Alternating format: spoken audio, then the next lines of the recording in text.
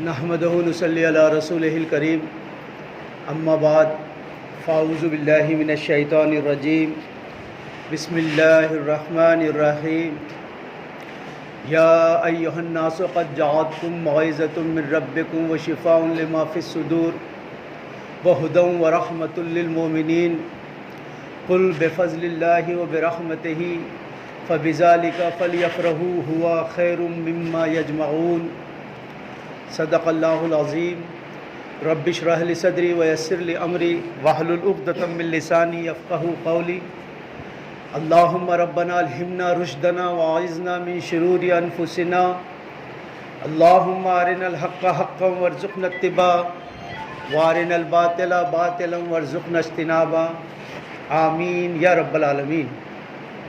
عزیز ساتھیوں، السلام علیکم ورحمۃ اللہ وبرکاتہ۔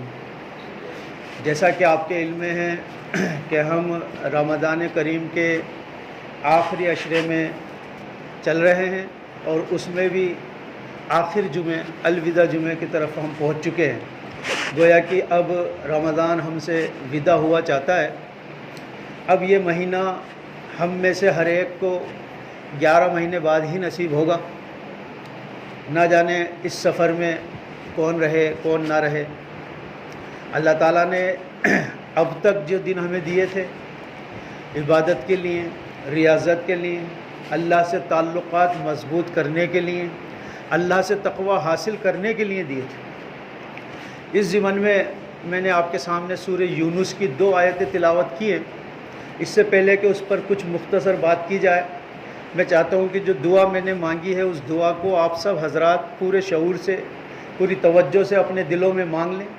دعا یہ مانگی گئی ہے کہ اللہم ربنا الہمنا رشدنا، اے اللہ، اے ہمارے رب، ہمیں ہر اس بات کا الہام کر دے جو تیرے نزدیک رشد اور ہدایت کا ذریعہ ہو۔ واعذنا من شرور انفسنا، اور اے اللہ ہمیں اپنے نفس کی شرارتوں سے محفوظ رکھ۔ اللہم ارنا الحق حقا وارزقنا اتباعہ، اے اللہ ہمیں حق کو حق ہی دکھا اور اس کی اتباع کرنے کی، اس کو ماننے کی، اس پر چلنے کی توفیق عطا فرما، کیونکہ حق کو سن لینا یا سمجھ لینا کافی نہیں ہے، الٹا نقصان دہ ہے اگر اس کی اتباع نہ کی جائے، اس پر چلا نہ جائے۔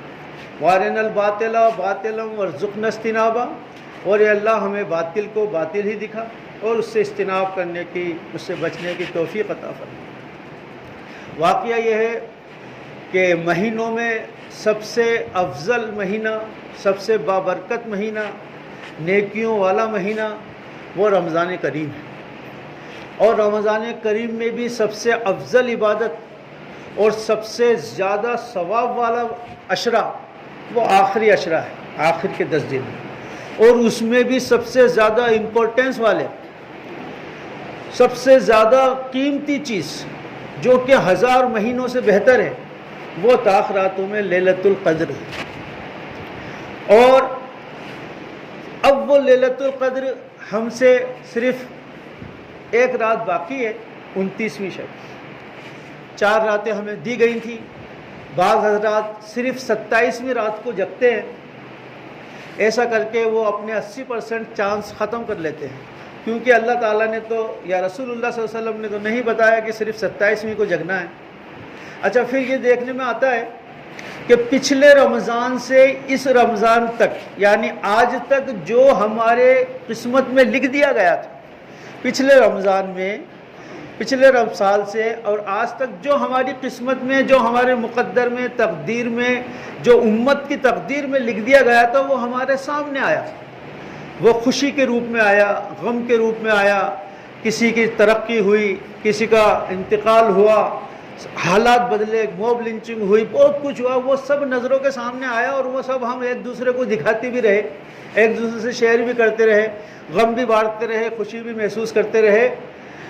اب جو لکھا جانا ہے اس سال سے آنے والے سال کے لیے، اس سے ہم غافل ہیں۔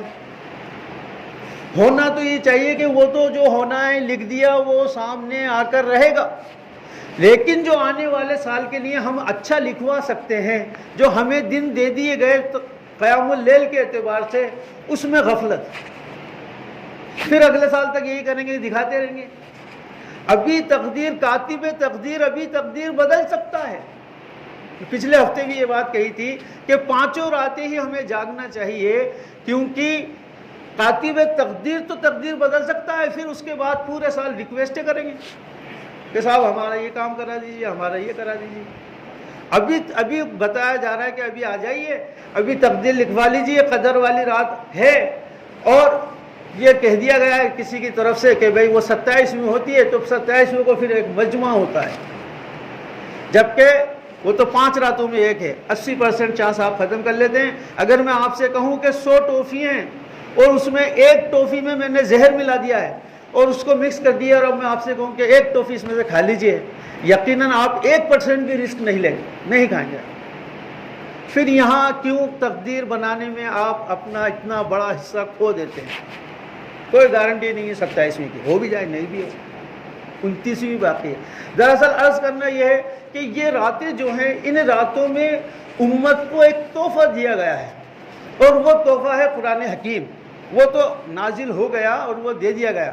اس اعتبار سے میں نے آیت پڑھ لی ہے، یا ایھا الناس قد جاءتکم موعظۃ من ربکم وشفاء لما فی الصدور، اے انسانوں تمہارے پاس تمہارے رب کی طرف سے آ گیا ہے بہترین واعظ، بہترین نصیحت، جو یا ایھا الناس قد جاءتکم موعظۃ من ربکم وشفاء لما فی الصدور، جو تمہارے دلوں میں روگ ہے اس کے لیے شفا ہے، وَهُدًى وَرَحْمَةٌ لِّلْمُؤْمِنِينَ، اور جو ہدایت ہے اور رحمت ہے مومنوں کے لیے۔ قُلْ بِفَضْلِ اللَّهِ وَبِرَحْمَتِهِ، کہہ دیجئے یہ تو اللہ کی رحمت کا بہت بڑا فضل ہم پر ہوا ہے۔ هُوَ خَيْرٌ مِّمَّا يَجْمَعُونَ، یہ اس سے بہتر ہے، خوشیاں منانا ہے تو اس پر مناؤ، یہ اس سے بہتر ہے جو تم جمع کرتے ہو۔ یعنی کہ بسا اوقات یہ دیکھا جاتا ہے، مان لیجئے اگر 29ویں شب ہے، وہ لیلۃ القدر ہے، اور اس میں اللہ تعالیٰ نے ہمیں قرآن دیا ہے، اور دوسرے دن عید ہو رہی ہے، تو یہ آیت بالکل فٹ بیٹھتی ہے کہ دوسرے دن خوشیاں منائی جا رہی ہیں۔ خوشیاں دراصل اسی لیے منائی جاتی ہیں کہ جب کوئی احسان، جب کوئی اکرام، اور جب کوئی اس کا شعور ہو جاتا ہے کہ میرے ساتھ فلاں بندے نے احسان کیا، تو اندر سے خوشی ہوتی ہے۔ جب اتنا بڑا احسان، اتنی بڑی چیز آپ کو دے دی گئی قرآن حکیم، تو پھر یہ خوشیاں مناؤ، اس پر خوشیاں منانی چاہیے۔ واقعہ یہ ہے کہ قرآن حکیم کے تعلق کے اعتبار سے ہمارے یہاں سرد مہری ہے۔ یہ تو ایک موقع دیا گیا تھا کہ قرآن حکیم سے ہم گزر لیں، اس کی تلاوت سے ہم گزر لیں، اس کی سماعت سے ہم گزر لیں، اس کے تراجم سے ہم گزر لیں، کچھ چیزیں ایسی آ جائیں جس پہ ٹھٹک کے کھڑے ہو جائیں، سوچنے پہ مجبور ہو جائے کہ آخر یہ کیا آیت آ گئی۔ اور آئی ایسی آیتیں، ایسی بھی آیت آئی کہ اگر تم لوگوں کے ساتھ احسان کرو گے تو اللہ تمہارے ساتھ احسان کرے گا، اور اگر تم روگردانی کرو گے تو ہم تم پر ایسے بندے مسلط کر دیں گے جو تمہاری بستیوں میں گھسیں گے، جو تمہاری مسجدوں میں گھسیں گے، اور تمہارے چہرے بگاڑ دیں گے۔ کیا یہ نہیں ہو رہا؟ حالات اور آیت بنی اسرائیل سے تعلق رکھتی ہے، سورہ اسراء کی آیت نمبر 7 ہے، لیکن یہ ابدی حقائق ہوتے ہیں، یونیورسل ٹروت ہوتے ہیں، ان کا زمان و مکان سے کوئی تعلق نہیں ہوتا، جو اس کی زد میں آ جائے یہ اسی پہ اپلائی ہو جاتے ہیں۔ تو آج تو یہ ہمارے پر اپلائی ہو رہے۔ قرآن حکیم سے جو تعلق ہونا چاہیے، جو ربط ہونا چاہیے، جب ہم اس سے جڑیں گے تو ہمارا لائے عمل نکھر کر سامنے آئے گا کہ ہم کیا کرنا چاہتے ہیں، ہمیں کیا کرنا چاہیے، کیا ہماری زندگی کا مقصد ہم نے رکھا ہے۔ ہم نے دراصل ہماری زندگی کا کوئی مقصد نہیں رکھا، اور ایز اے امت تو کوئی مقصد ہی سامنے نہیں ہے۔ ایک بڑا گول پوری امت کا، آپ کا، میرا، ان کا، سب کا کوئی ایک مقصد وہ تو ہے ہی نہیں سرے سے۔ سب نے اپنے مقصد، کسی کے نزدیک شادی کرنا، کیریئر بنانا، مکان بنانا، کاروبار سجانا، اللہ اللہ خیر صلی اللہ، یہ ہمارے مقصد ہے۔ یہ بہت بود ہے، یہ بہت چھوٹے مقصد ہے، یہ تو مل کر رہے گا۔ اللہ رزق کا وعدہ ہر جانور سے اور انسان سے، ہر جو بھی زندہ ہے اس سے وعدہ کیا اللہ تعالیٰ نے۔ تو اللہ تعالیٰ کہتا ہے ان پرندوں کو دیکھو، یہ تو اپنا رزق کندھوں پہ لیے نہیں پھرتے، صبح نکلتے ہیں شام کو آسودہ حال ہو کر لوٹتے، تو تمہیں نہیں دیں گے؟ اشرف المخلوقات بنایا تمہیں، سب کریٹر کی آپ معراج ہو اللہ تعالیٰ کی، تو تمہیں کیوں نہیں دیں گے؟ لیکن تم اپنا کام پورا کرو، تم اپنی ذمہ داری نبھاؤ۔ لہذا یہ رمضان ہمیں دیا گیا پریکٹس کے لیے۔ اللہ تبارک تعالیٰ کا نام ایک حکیم بھی ہے، اور حکیم نے جب ہمیں کوئی دوا دی ہے، رمضان دیا ہے، قرآن دیا ہے، اور یہ کہا ہے کہ یہ جو 1 مہینے کے روزے عبادت کر کے تمہیں تقوی جو پیدا ہوگا، اس تقوی سے تمہیں 11 مہینے نکالنے ہیں، یہ 11 مہینے چلے گی یہ دوا۔ ایسا نہیں ہوتا ہے کہ دوا کھاتے رہیں آپ اور بیماری دور ہوتی رہے، ایسا ہوتا ہے کہ 30 دن کا کورس کر لیا جاتا ہے، اس کے بعد پھر دوا کی ضرورت نہیں رہتی ہے، اور پھر وہ دوا دھیرے دھیرے کم ہوتی رہتی ہے، اس کا اثر کم ہوتا رہتا ہے۔ تو یہ بتایا کہ اس کا اثر بھی بالکل کم ہوگا، اور 11 مہینے تک ختم سا ہو جائے گا، تو پھر واپس رمضان ہم دے دیں گے، پھر شروع ہو جائے گا۔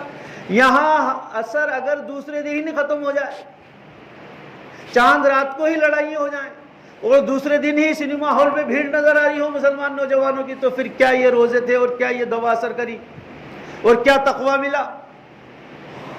ہر ایک شخص غور کرے۔ رمضان شروع ہوتی 5ویں دن سے ہی مسجدوں میں نمازی کم ہونے لگ جاتے، اور جب جیسے جیسے رمضان ختم ہوتے ہیں ویسے ویسے بس دل میں یہ ہوتا ہے کہ بس جیسے تیسے گزارنا ہے، اب تو یہ ختم ہو جائے، یہ برکتوں والا مہینہ، رحمتوں والا مہینہ، انعام والا مہینہ ختم ہو جائے۔ بس ہر ایک کی خواہش یہ ہوتی ہے 29واں ہی چاند ہو جائے، ایک دن رحمت برکت کا بالکل نہیں بڑھنا چاہیے، یہ سب خواہش لیتے۔ اور اللہ تعالیٰ ادھر انعام بڑھاتا رہتا ہے، انہیں معلوم ہے کہ پبلک کا جوش و خروش کم ہوگا، لہذا آخری عشرے میں اعتکاف رکھ دیا، قیام اللیل رکھ دیا، لیلۃ القدر رکھ دی، اس کی کوشش کریں بخشوا لیں۔ یہاں فرمایا جا رہا ہے یا ایھا الناس قد جاءتکم موعظۃ من ربکم، اے انسانوں تمہارے پاس آ گئی ہے تمہارے رب کی طرف سے بہترین واعظ۔ اللہ کے رسول صلی اللہ علیہ وسلم فرماتے ہیں میں تمہیں یوں ہی بے یار و مددگار نہیں چھوڑ کر جا رہا ہوں، بلکہ تمہارے درمیان ایک ایسی چیز چھوڑ کر جا رہا ہوں کہ اسے تھامے رہو گے تو تا ابد کبھی گمراہ نہیں ہوگے، اور وہ ہے کتاب اللہ، میری کتاب سے چمٹ جانا۔ آج گمراہی امت مسلمہ کا مقدر بن چکی ہے۔ جب اللہ کے رسول صلی اللہ علیہ وسلم نے یہ بتایا تھا کہ قرآن سے چمٹنا گمراہی سے بچنا ہے، تو قرآن کو چھوڑ دینا یقیناً گمراہی ہے۔ آج قرآن کے ساتھ وہ معاملہ کیا کہ بھیا گھر میں ایسی جگہ رکھنا کسی کا ہاتھ نہیں پہنچے، سب سے اوپر، اور وہ جب دلہن ودا ہو رہی ہوتی ہے کہ ٹھہرو ٹھہرو قرآن لاؤ، پھر قرآن کے نیچے سے اسے گزارا جاتا ہے۔ کسی بزرگ کی جان کو نکالنے کے لیے وہ یاسین پھر قرآن کی ضرورت پڑتی ہے اس کو، تو یہ قرآن اس لیے تو نہیں آیا تھا۔ یہ سارے فائدے اللہ تعالیٰ یا ایھا الناس قد جاءتکم موعظۃ من ربکم وشفاء لما فی الصدور، یہاں کہا گیا انسانیت کے لیے چاہے کوئی قرآن کو مانے نہ مانے ان سب کے لیے شفا ملے گا۔ یہی وجہ ہے کہ مسجدوں کے باہر جو بھیڑ رہتی ہے انہیں کچھ نفع ہوتا ہے جبھی تو آتے ہیں۔ تو اس سے پوری انسانیت کو، اور مومنوں کے ہدی و رحمت للمومنین، مومنوں کے لیے تو ہدایت اور رحمت ہے، جس کی پکار ہر انبیاء اکرام نے لگائی، رحمت۔ موسیٰ علیہ السلام جب مصر سے نکلے تو جھولی پھیلا کے کہہ رہے میں تیری ذات کا فقیر ہوں، جو کچھ تو میری جھولی میں ڈال۔ یہ وہ رحمت، رحمت یہ قرآن کے رحمت کے سائے میں، قرآن کے سائے میں آپ آئیں گے تو یہاں رحمت ملے گی۔ آپ صلی اللہ علیہ وسلم فرما رہے ہیں کہ تم میں سے کوئی بھی اپنے عمل کی بنیاد پہ جنت میں داخل نہیں ہو سکے گا۔ کسی صحابی نے بڑی ہمت یا بلکہ جرت کر کے پوچھ لیا کہ یا رسول اللہ آپ بھی؟ آپ صلی اللہ علیہ وسلم نے کہا ہاں میں بھی، جب تک کہ اللہ کی خصوصی رحمت مجھے اپنے پردے میں نہ ڈھانپ لے۔ تو رحمت کے تو ہم محتاج ہیں۔ اب یہ رحمت اس مسجد کے باہر تو نہیں ملے گی، یہ رحمت ملے گی مسجد کے اندر، یہ رحمت ملے گی قرآن حکیم کے غور و فکر میں۔ اللہ کے رسول صلی اللہ علیہ وسلم فرماتے ہیں کہ جب بندوں میں سے کوئی بندے اللہ کے گھروں میں بیٹھتے ہیں اور اللہ کا ذکر کرتے ہیں، وَيَتَدَارَسُونَهُ، اور قرآن کی درس و تدریس کرتے ہیں، تو وہاں پر اللہ کے فرشتے ڈھانپ لیتے ہیں اور وہاں پر رحمت نازل ہوتی ہے۔ اس وقت ہم اللہ کی رحمت میں ہیں۔ یا ایھا الناس قد جاءکم، اے لوگوں موعظۃ من ربکم وشفاء لما فی الصدور وہدی ورحمۃ للمؤمنین، ہدایت اور رحمت تو مومنین کے۔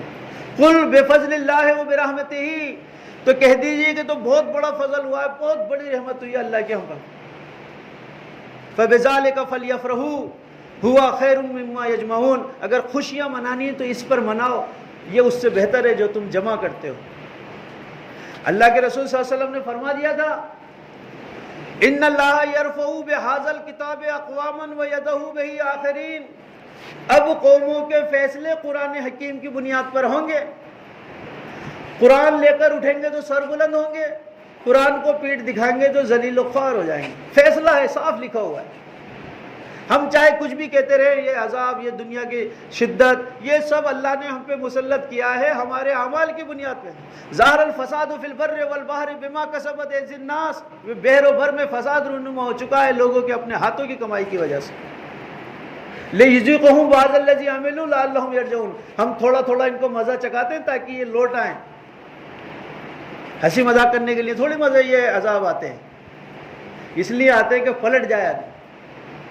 تو اللہ کے رسول صلی اللہ علیہ وسلم فرما رہے ہیں، آخری حدیث کے بات ختم کروں گا، یا اہل القرآن لا تتوسد القرآن، اے قرآن والو قرآن کو تکیہ نہ بنا لینا۔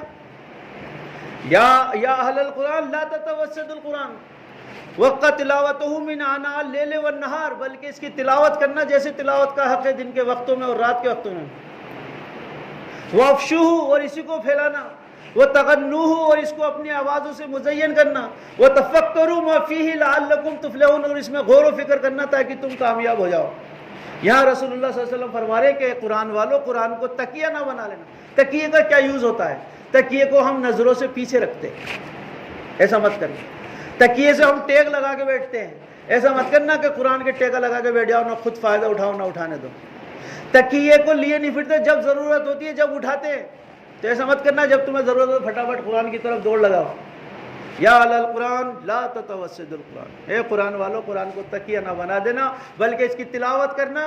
تلاوت کے معنی پڑھنا نہیں ہوتے ہیں، پڑھنے کے لیے لفظ قرات موجود ہے، تلاوت کے معنی ہوتے ہیں پیچھے پیچھے آنا، ٹو فالو، جو پڑھا ہے اس کے پیچھے چلا جائے، دن کے وقتوں میں رات کے وقتوں میں بھی اسی کو پھیلاؤ، اسی کو پرچار کرو اور اس میں غور و فکر کرو تاکہ تم کامیاب ہو جاؤ۔